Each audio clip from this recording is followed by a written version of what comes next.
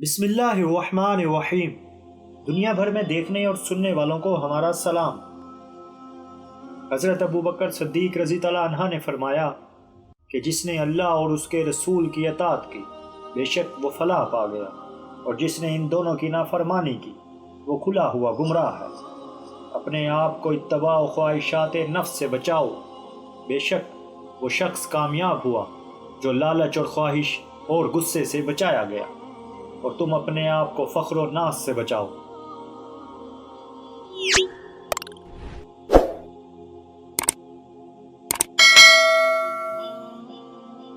اس آدمی کے لیے فخر کی کون سی بات ہے جو مٹی سے پیدا ہوا اور پھر مٹی ہی کی طرف لوٹے گا، پھر اسے کیڑے مکوڑے کھا جائیں گے، جیسا کہ سورۃ الطٰہٰ میں ارشاد فرمایا، ہم نے تمہیں اس سے پیدا کیا اور اسی میں لوٹائیں گے، اور پھر قیامت کے دن اسی سے دوبارہ نکالیں گے۔ اے بندہ خاکی، آج تو زندہ ہے اور کل مردہ ہوگا، لہٰذا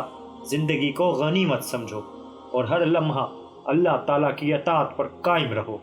مظلوم کی بد دعا سے بچو اور اپنے آپ کو مردوں میں شمار کر لو۔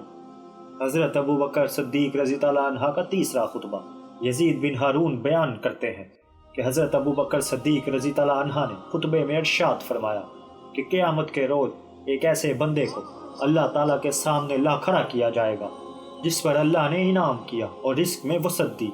اور اس کے بدن کو تندرستی عطا کی، لیکن اس نے اپنے رب کی ان انعامات کی ناشکری کی۔ اس سے پوچھا جائے گا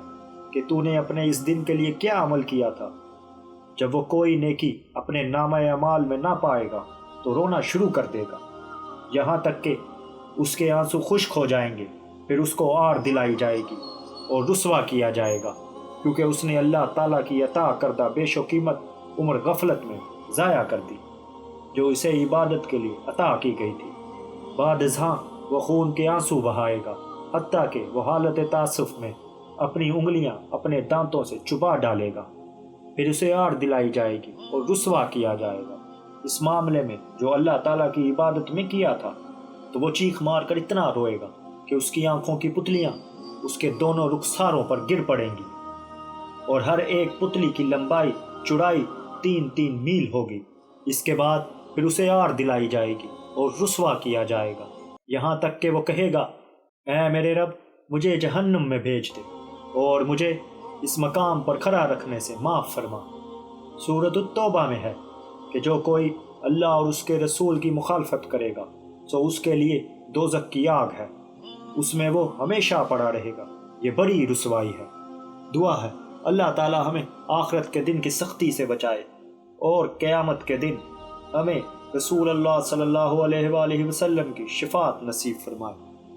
آمین۔